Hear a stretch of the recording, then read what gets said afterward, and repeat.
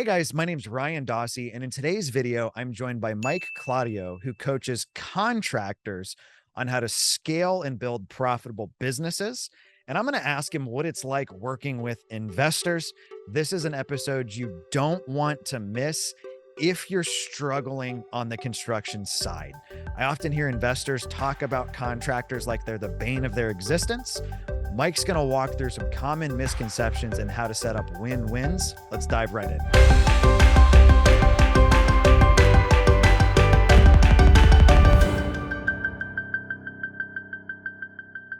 Mike, thank you so much for hopping on today. Tell people who you are and why they should care what you've got to say. All right, guys, I'm Mike Claudio, owner of WinRate Consulting. In my background, I have ran a remodeling company. I've ran a roofing company. I have sold hard money to investors, specifically for fix and flip. So I have been on all sides of the equation when it comes to buying a property, finding a contractor to help you get it where it needs to be in a profitable fashion in order to get your loan to value, get your ARV where it needs to be so that you can win in whatever it is you're trying to do. Dude, I appreciate you hopping on. I'm pumped about this because I feel like investors talk about contractors like they're a necessary evil, not like they're human beings. So Yep. I'm super pumped just to get your perspective of somebody who's dealt with investors. Like, how do you set this up where it truly is a win-win for all parties and, nobody's getting taken advantage of, but there's more than enough to go around. So give us just a little bit of insight, like what do you do currently? And then let's just kind of hop into like what your experience with this has been. So like currently I coach contractors, right? So I deal with them and how they should be dealing with investors and things like that. But I think ultimately, if I use a rule of thumb on both sides of that equation, is not all clients are right for you, right? So whether you're an investor or you're a contractor, like you have to understand like what types of projects, what scope, what profit margins you need, right? Because when you start growing a construction company, just like when you start growing a real estate investment company, your overhead becomes different and your requirement to increase your gross profit margin is the same on both sides. So not all projects are going to be right for you. And if you're in different seasons of your career on both sides of that equation, it's important for you to understand that just because there's a dollar to be made, does not mean it's a good dollar for you. Like there's a lot of variables that go into that. And I think specifically on the investor side, it is a necessary evil. Like most people can't do it themselves, but I would challenge every investor, go do your own fixing. Nah, bro. And then tell me you don't want to hire a fucking professional in the process, right? Like go do your own work and then tell me hiring a professional is not a good idea, right? And I think just the same as contractors, if you've never invested in a property with the intent to make your 20 to 30% on the sale, you also can't understand really what goes into that, in my opinion. No, that's super solid. So one thing you actually just said that I loved is the profit margin needs to scale as the business scales. Because I think a lot of people think of it the other way around of, oh, I can get away with less margin if I'm doing volume, but then you just end up working for free. So that's a great takeaway. Yeah. So do you typically see guys kind of earlier in their careers doing more work with investors and then transitioning to more like retail or insurance type jobs as they grow? Or what does that look like? I don't think there's like a rule of thumb there. I think it's like, who did you know when you got started? Right. Typically it's like, I was kind of a handy at home and one of my friends bought this property, asked me if I could help them. Either you know about it or you don't. Like there's not like typically a middle ground. Like typically people, in my opinion, are brought in as, they knew somebody. Because if you're doing high margin retail work, investor work is never going to be as high margin. It's just not going to be, or it's very difficult. I don't say it's never going to be, but there has to be meat on the bone for everybody. So in general, like if you're doing high margin retail work, investor projects don't seem appealing to you. Right. And especially because like if you're a high quality contractor, and I mean this respectfully, not all contractors are equal high quality. Well, investors don't give a shit about quality. They give like, does it look good? Does it function right? Is it ethical and legal? But how cheaply can we do this? And so if you're a high quality, like you pride yourself on the quality products you use, you're going to hate working with an investor because they generally don't care to an extent. Maybe that's a broad statement. Maybe you might disagree.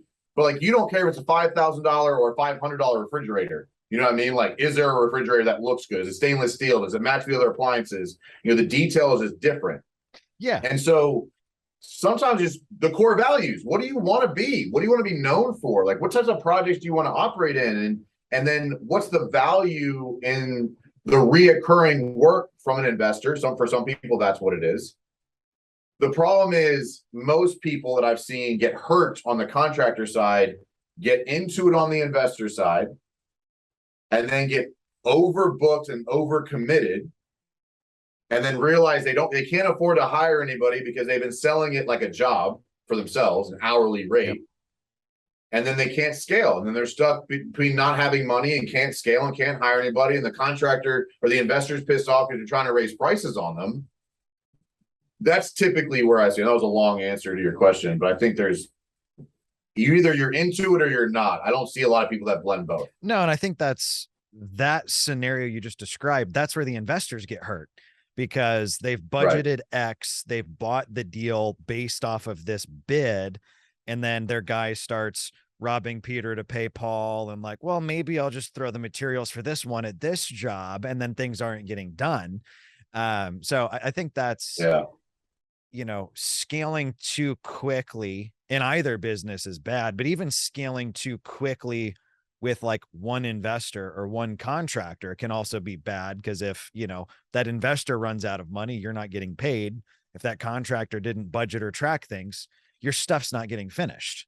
So I think that's a very interesting take on it. But I think there should be an honest on the investor too. Like if you're a savvy investor, part of your job should be business coaching your contractor. If they give you a price and you know it's low, don't be like, oh man, I got a good deal, because you just screwed that dude and he's not going to be around forever. Yeah. You know what I mean? Like you have to like, hey man, like I think you missed something here because like I just know that like that just doesn't seem enough for this. Yeah. And if you're willing to do that, you're developing long-term wealth development strategy, not short-term dollars. Because if you're trying to take advantage of the contractor who just doesn't know, you're as the investor, you're going to get more hurt than that guy. Because that guy's okay working for $25 an hour. He can go anywhere and get a job. As an investor, you need those contractors that can be with you and scale with you. So if you're not taking some ownership and making sure that contractor's running himself profitably, he won't be there forever. It'd be impossible. So if you're a savvy investor, you're trying to grow a big portfolio, my opinion would be get good at coaching contractors on making sure that they're understanding their numbers correctly, not celebrating with your friends and giving a high five because you took advantage of some new contractor like that. I see that happen, and it's not sustainable for either side.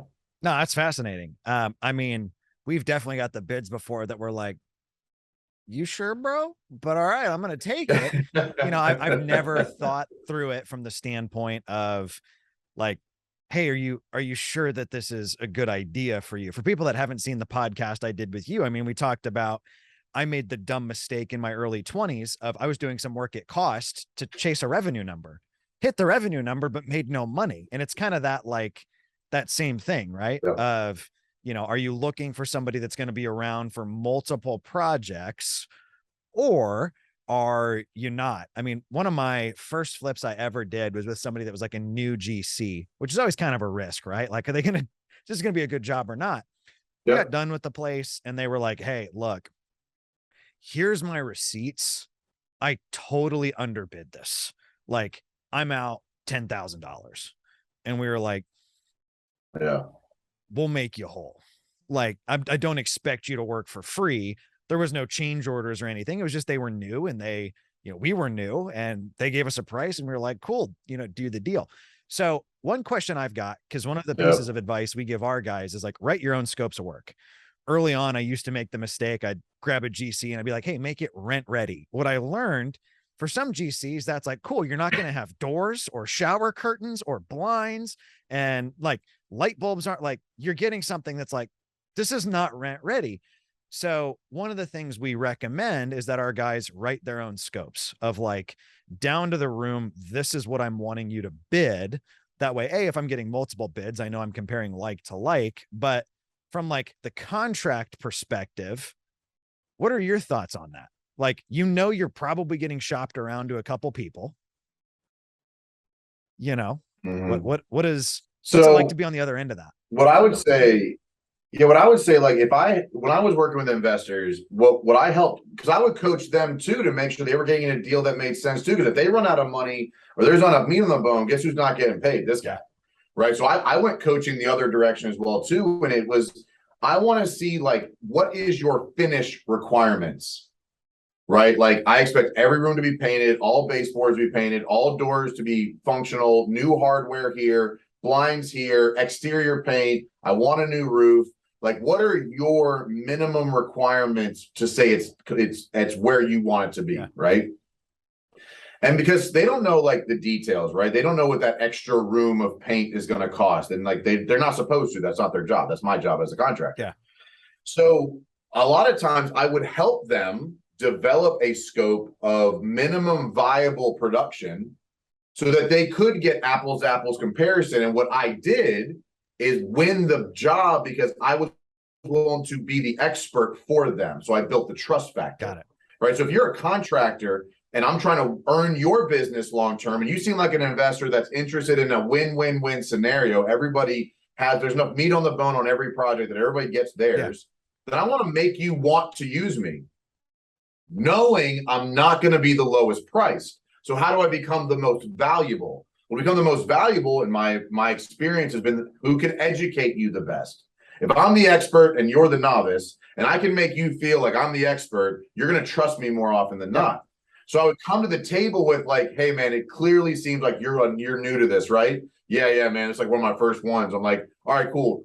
You're in a position right now where you're not going to get apples to apples quotes, and you're not going to know the difference because some people are going to give you detailed, some people are going to give you one price, some people are going to make it line item, some people are going to give you a paragraph, right? So like, how are you going to know, right? And what happens is you as the novice, you're going to get taken advantage of by a contractor, not because of the contractor's fault, because of your ignorance and understanding the scope you were actually paying for.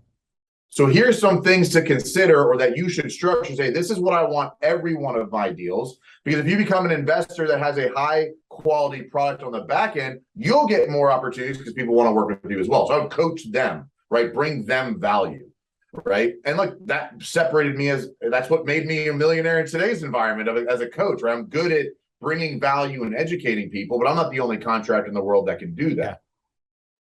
And that makes me more valuable. So they're okay spending more because they know they're getting a more valuable product. No, I love that. I mean, that's what we're always looking for, right? I'm not looking for the Craigslist guy that's like, oh, bro, I can get this done for $1,000 and it's like a whole house, right? I'm also not looking for the Angie's List, oh, what sparkle do you want the paint to have? Like, I'm looking for the guy in the middle that's going to make those decisions to give an end product that matches or exceeds the quality of the area on budget. Like I'll pay more to not have to manage somebody. I'm not dealing with the guy that's calling me at Home Depot. Like, bro, light switches are $4.32. Can you give them your card? Like, nah. So on that note, I'm curious how, from the contracting perspective, how you coach your guys. Like typically with us, I'm doing we have a contract scope of work. There's a 33% deposit up front. They get a third when they're 2/3 of the way done and a third when we're punch listed. If I trust them, we've done several deals, they might get 50-50 kind of a thing. What are you typically recommending to your guys, or is that a similar structure? I think it depends on like the size of scope, right? How long is this project going to take? I prefer, and maybe you're saying this, but just saying it differently. I prefer like accomplishment draws. Okay. Like when drywall's done, I want to get paid. A very objective measurement tool, right? Because like the contractors say, dude, I'm like 2/3 done. You're like, no, you're not. Then who's right? Yeah. You're both probably right from your perspective, right? So I want more in an objective measurement tool to say, when we accomplish this line item, I think drywalls will go in. Because clearly that's like post rough in, drywall's done. Yeah.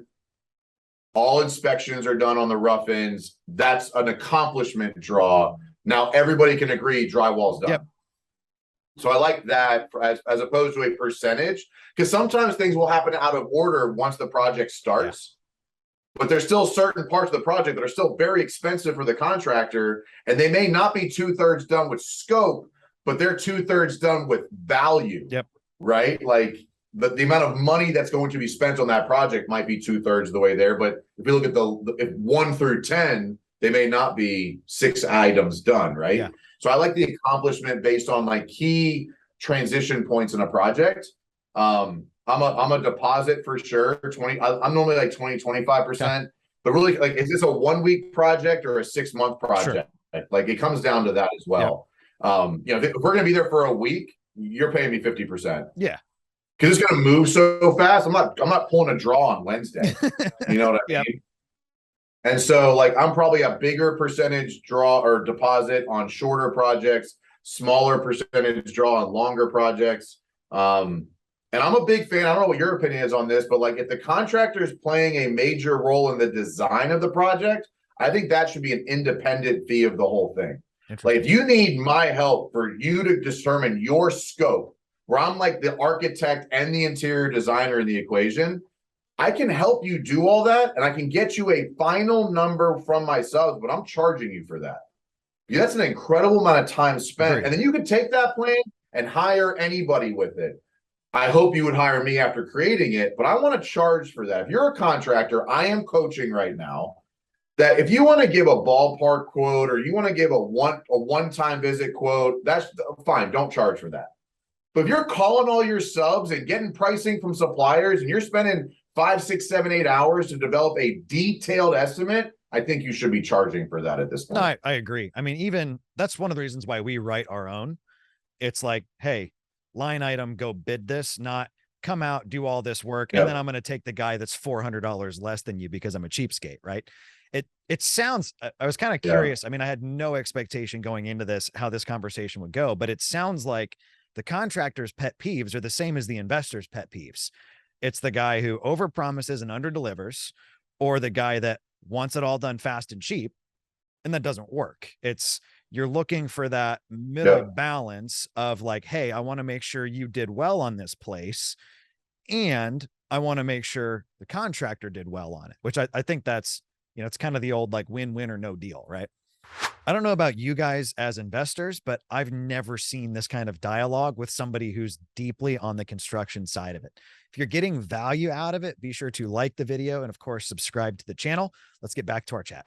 What are some of the ways from an investor perspective? Like, I know what our guys struggle with, and that's typically getting good enough deals. They tend to overpay and then try to, make up for it on the contractors they abuse on the back end. They struggle with converting, right? They've got a lot of leads and they're trying to push them across kind of the final point. And the third one is just cash flow. Like any business, there's a 60 to 90 day span from the time they start a job till they're getting paid. Could be 6 months to a year if they're developing. What are the like pitfalls that your guys run into, that if I'm an investor working with somebody who I want to see do well, like in order to help coach them, what are kind of the things I can educate them towards that you're seeing your guys run into most often? So I think this, again, kind of goes on both sides of it. Like, I don't know, off the top of my head, I could probably think through some things, but like, I would want to vet somebody to understand their business acumen, right? An investor or a contractor, right? Like, are you trying to get rich on this one project, or do you understand the concept of long-term business, right? Because a contractor who understands business is going to understand your perspective as the investor of wanting to make a profit than just a contractor trying to make payroll next week, right? So I think understanding that, and like, there's different questions you could ask around, like, hey, how do you manage your P&L? What are your do you know what a P&L is? Sure. Like, that's a great, because that's basically what an investor is doing. Like, here's the purchase price, here's the renovation, here's the after renovation value, here's what I expect to sell it for. That's a P&L. It's a projection P&L, right? So if you're looking at it from both sides, if you're a contractor going to an investor saying, okay, what is your anticipated after renovation value, ARV? If they don't even know what that is, that's probably not an investor you want to get into bed with, right? And so it's vetting and understanding how much business acumen they have on their part of the equation, right? Because if an investor doesn't understand how to judge their purchase price, their after renovation value, look at what they anticipate things costing to do before they get under contract, then like you're kind of behind the 8 ball as a contractor. Like you're not going to be able to win there because you're already losing. Yeah. But just as much as the investor to the contractor, hey, how are you running your P&L? How are you managing your cash flow? What profit margins are you shooting for in your business?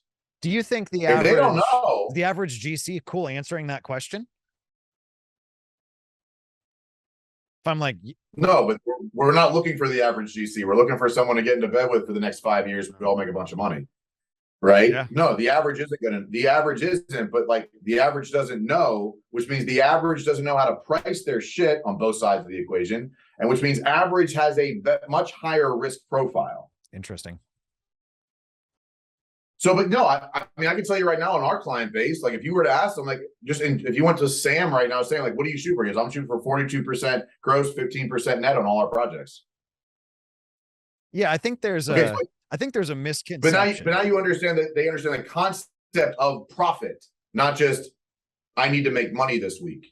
Yeah, no, I think there's a misconception on both sides of, I think investors assume contractors are raking them through the coals and making 90% profit margin on everything they do. And I think contractors often think like, oh, okay, well, he bought it for this, he spent this, so he made this. And they're not accounting for, harder private money, holding costs, marketing costs, staff, all that overhead, right? But I'd be more than willing to have that conversation with any of our guys. Like, hey, here was what we netted on this. And some of those, they're like, damn. Other deals, they're going to be like, bro, you worked for free. It all kind of balances out. Yeah. So let me ask you this. What's your opinion on like a cost plus model for that? Like all right, we're going to partner on this to an extent. I'm going to handle the retail side. You handle the construction side. I will pay all of the cost out of that. And then we're going to split profits on the back end. Is that something that you pro, con, a fan of, not a fan of? Like, what's your perception on that? Dude, that's a good question. So I've never split profits with a contractor. We had one contractor that hurt us very, very badly. That was just somebody we gave a lot of work to, robbing Peter to pay Paul, kind of what we talked about earlier. Am I opposed to it? No. I mean, I think the challenge for that would be, can they provide I'm not looking for rental grade remodels on my flips. I'm not looking for runny paint and, faucets that are loose and toilets that run. Like, if they had that attention to detail where I knew like, hey, we can start this job and then it's just going to get done. Great. I think most of mine end up being like, you've got the guy in there that's doing the bulk of the work, and that last 10% of attention to detail is like pulling freaking teeth, right? Like, what do you mean you want all of the lights to work? It's like that last, all the little annoying stuff that matters retail. It's that bit where we tend to have the issues. There was a guy I did some projects with here in Florida that like, we ran into a couple issues with, punch list stuff, but it was great for me. Dude, I never had to go check on these houses. He wasn't cheap, but I sold every single one of them. I haven't done anything in Florida this year, but previous 2 years, I made probably $100,000 net both years on projects that like I'd buy it and I'd go to it when they started and when they were done. If I went there outside of that, it was to shoot content, but I didn't have to manage them. Somebody like that, yeah, great, dude. But if it's I think my hesitation to that, I wouldn't start the relationship that way, right? I view it like dating. Like, let's do a project together where I know what you're making, you know what I'm making, and we see if this works. I'm not right off the bat like, hey, you look cute, you want to get married? Like, I need to vet that relationship a little more. But here's the risk profile that I think makes it different, understanding both sides of it. If you are a cost plus model like that plus could be a smaller than like 50-50 split, right? It could be 80-20, It could be 70-30. You're still getting the lion's share of the split. But in a cost plus model, you can require that you're paying the contractor's bills directly, which avoids them robbing Peter to pay Paul and running out of money on your project. Yeah.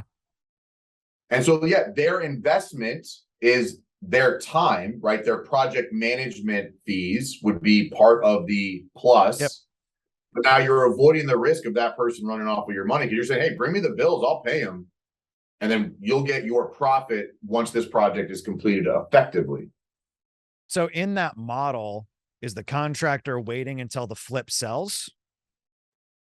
Yeah. I mean, yeah, I'd try it.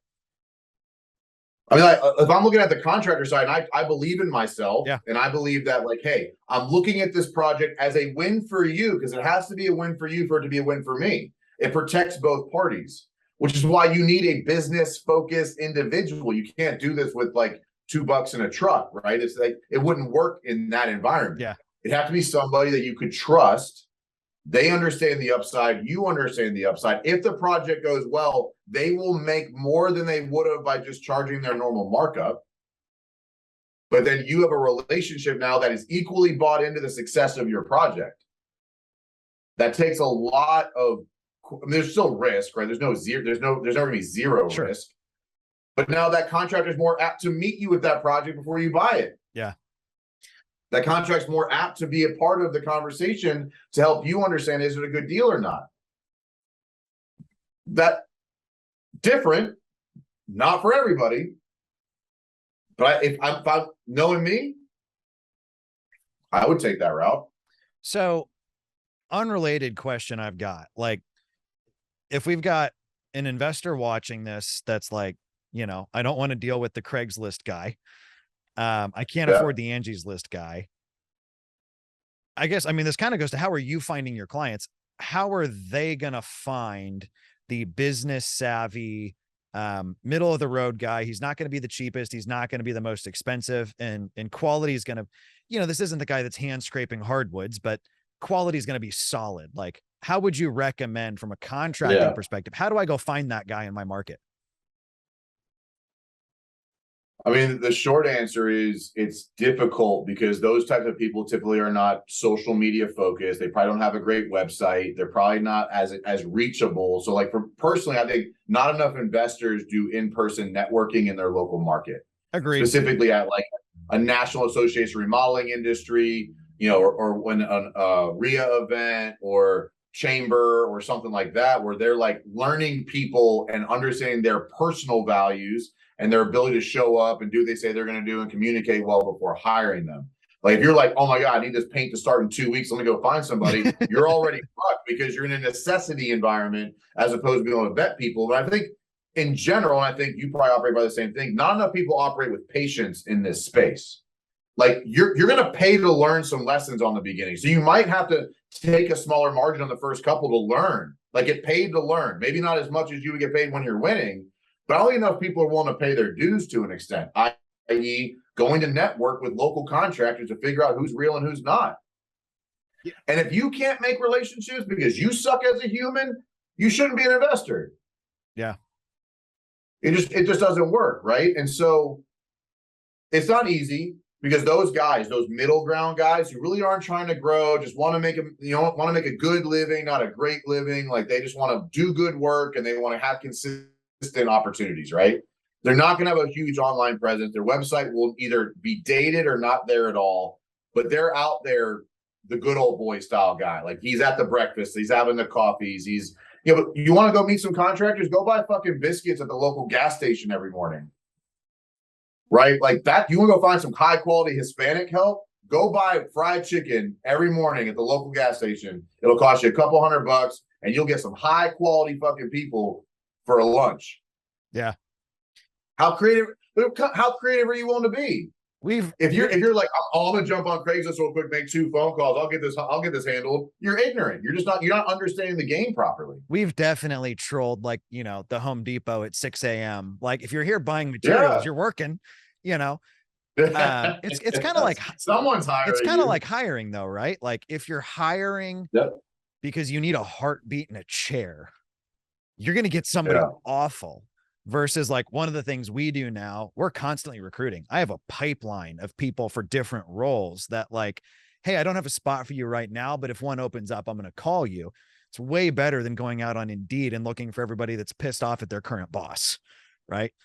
You're poaching. But vice versa, right? Vice versa here, as an investor to that sense in the recruiting side, What type of online brand are you building? Yeah. How do I know as a contractor you're not going to fuck me like the last investor did? Like, investors aren't ignorant, aren't innocent in this scenario either, right? That's why we're talking. So how are you as an investor online differentiating yourself through your website, through your content, through your Instagram, through your Facebook? When I research you as a contractor, what makes you different? And if you go like, I don't really want to talk about it, cool, then you're not going to find the best people for you. Like, you're just not. Like, if you're not building an online brand, right, I don't give a shit what you're trying to accomplish. If you need money in your life in any way, shape, or form, and you're not building an online brand, you're cutting yourself short immediately. So, like, what are you doing as an investor to attract the right people? Because if you're putting out a good message, and you're putting out good projects, and you're putting out a good core values and communication, you'll get people in your DMs saying, hey man, I do flooring, like, I'd love to have a conversation with you about it. I guarantee it. I guarantee it. Yeah. It's not going to happen overnight though. So it's the patience game. How serious of an investor are you? You trying to do 1 or 2 a year or 1 or 2 a month? Yeah. Well, and I think that's like one of our things that we do. We post updates on our projects, and once somebody's done some good work for us, we'll shout them out and stuff. So we're tagging their socials. We're saying, I mean, literally, hey, this is the guy who painted this. And I think a lot of investors are afraid to share those good contacts because, like, you can't paint my house and the neighbor's house at the same time. But the short-sightedness to that is you probably don't have enough paint work to keep that guy busy 24/7, 365. And if you're able to help him grow his business, and then you have the job, oh crap, I need to get this done in 2 weeks, that guy's way, way more likely to come in and pull a Saturday, Sunday overnight deal to get that done for you than if it's out of the blue, you know, looking up painters in Yellow Pages or something. But then I'll ask, like, how well do you communicate? How quick do you pay? How effective are you in hitting the timelines on things? How good are you at following through on the selection side of things? Like, if you're just a giant pain in the ass because you're just unprofessional and you're disorganized, I don't care how much you're paying. You're disrupting that contractor's schedule and strategy. So, like, it's not just how well do you communicate? How quick do you pay? How well do you do it? Your role in making that job successful is also a big part of the decision from the contractor side. Because if you pay quick, make quick decisions, are pretty much unopinionated for the most part, you just want a really good job done, understanding not everything's going to be perfect, I will fucking bend over backwards for you. Yeah. If you're nitpicking every little fucking corner joint of a paint on a fucking flip and you're making me come back 6 times, you ain't worth it. I have to be doing a good job. It has to be within proper variance, right? But, like, you're not expecting a tier 5 paint job for tier 1 pricing. Correct. Yeah. But I think that's where, like, you want to piss off a contractor, do that, right? Do that when we both know it doesn't fucking matter. You're going to sell the house for the same price anyway. So but you call me back 5 times and you pay slow, I ain't got time for that. So I think one of the pet peeves on the investor side, like my biggest issue is the guys that lie. Oh, I was there yesterday. No, you fucking weren't, bro. Like, the roof still hasn't been done. You didn't re-roof this on Saturday. Oh, well, you know, so I think it's that communication swings both ways on these of, like, 100%. By all means, I want to know what your schedule is, but I also need you to stick to that schedule, especially if you're the one GCing the project. Like, if you tell me you're starting on Monday, you should be there Monday. I totally agree. Cool. Yeah. So, you know, swings both ways. But that's part of, like, networking, right? Does that person have a good reputation? Do they show up on time to events? When they say they're going to meet you for lunch, do they show up on time? Do they show up prepared? Do they show up organized? Do they show up researched? How do they show up? If you can't show up to meet me for coffee on time, I'm not fucking trusting you with a $100,000 project. And that's where contractors don't understand the impact of those decisions. Man, it was just one meeting. Fuck you, it was just one meeting. Yeah. It was a representation of your core values. Like, one of my core values in all of my businesses and my family is appreciate everybody's time, including your own. You were 1 minute early for this. If you want to differentiate yourself, you could have marginal work, but always show up on time and you'll beat everybody else. Because timing is one of the most impactful situations here. Yeah. But trust, I believe, is the most impactful metric. If I trust you're going to make it right, and I trust you're going to show up, and I trust when you say something, it will happen, I will give you leniency. You can make mistakes, and it's okay because I know you're going to make it right, not majorly and not consistently, but I'm not going to freak out if you just do what you say you're going to do. So, but that's like life. Like, you want to differentiate yourself as an adult in life, do what you say you're going to do. Like, that's like a human that's rare. You know? Yeah, it's a human issue, not a investor contractor issue. So one question I've got just on that. How do you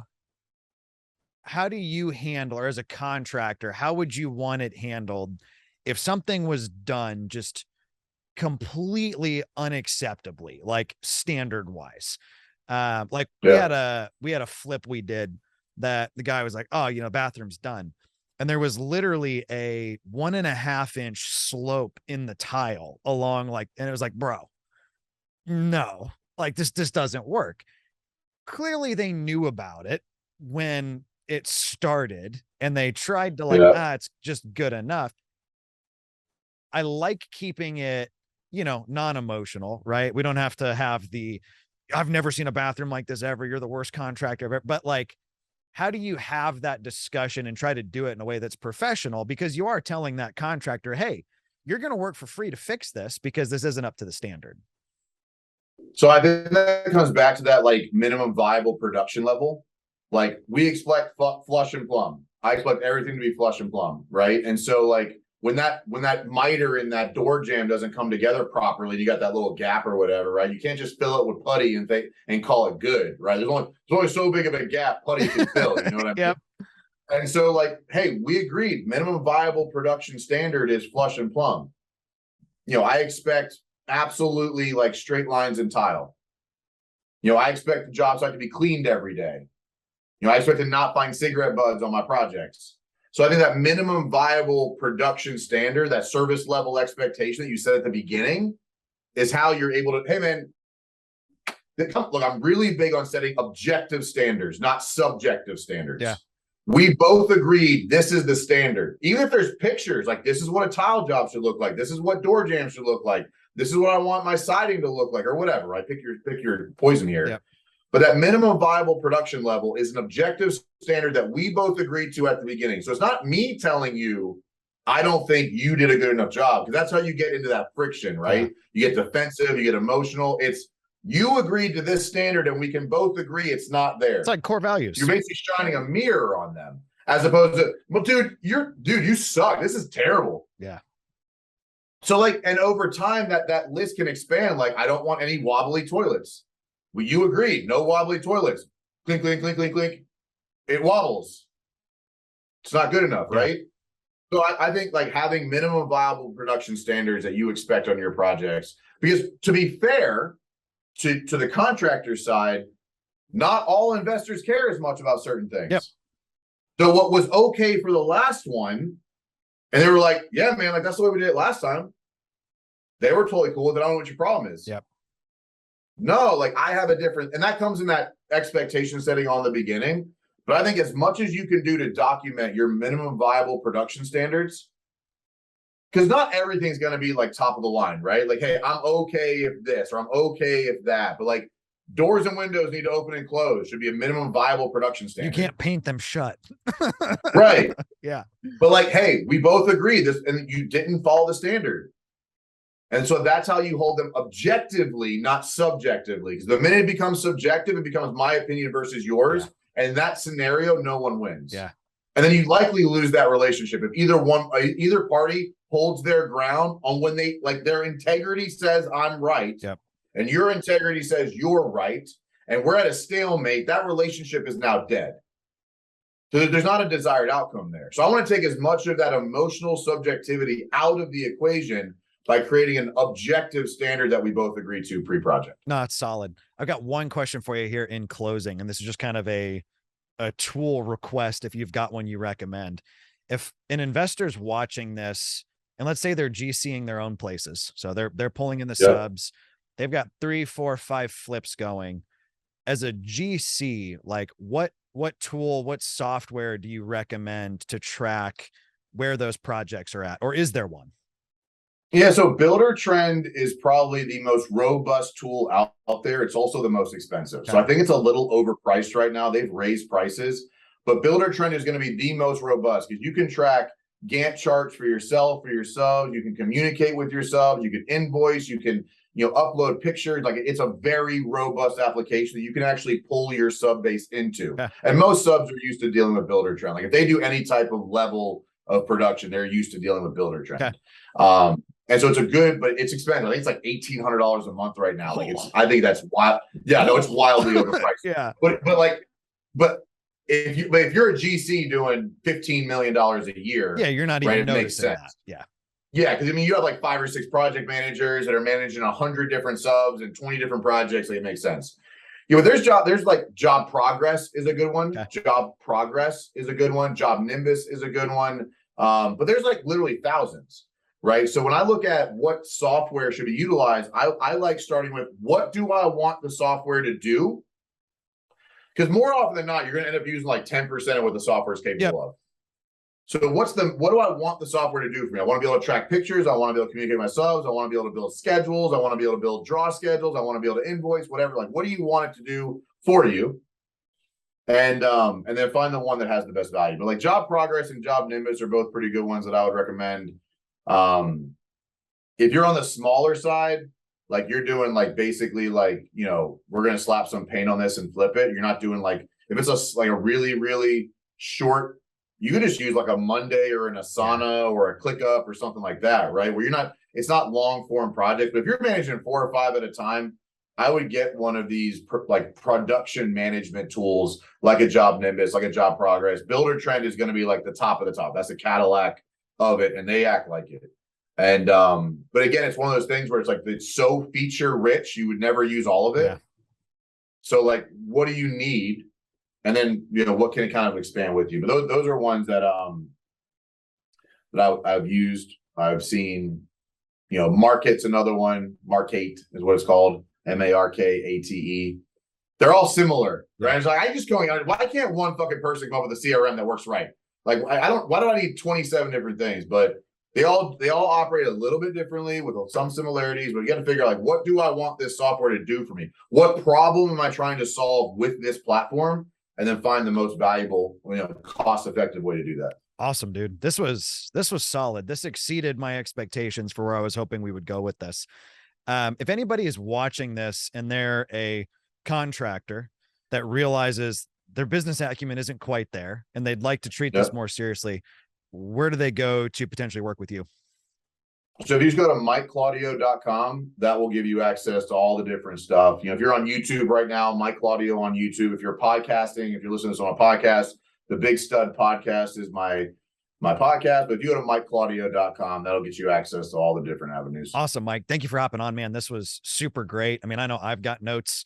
I think a lot of the investors that listen to this is a very eye-opening conversation, because I think they treat contractors almost like a tool, right? You're supposed to do the job and then that's it. Yep. They're not thinking about, all right, what's your margin? What did you net on this? They're not willing to ask those questions, and they're not willing to share their side as well. Like, hey dude, I gotta be real with you. On that last one we did, I made like no money because on the inspection, there was 30 grand worth of stuff that was missed, kind of a thing. So, yeah. And I appreciate it. Thank you very much. Absolutely. Thank you guys so much for hopping on and hanging out with us today. I hope you got as much value out of this as I did. I'm super, super excited to share this one with you. Again, my name is Ryan Dossey. Talk to y'all next time.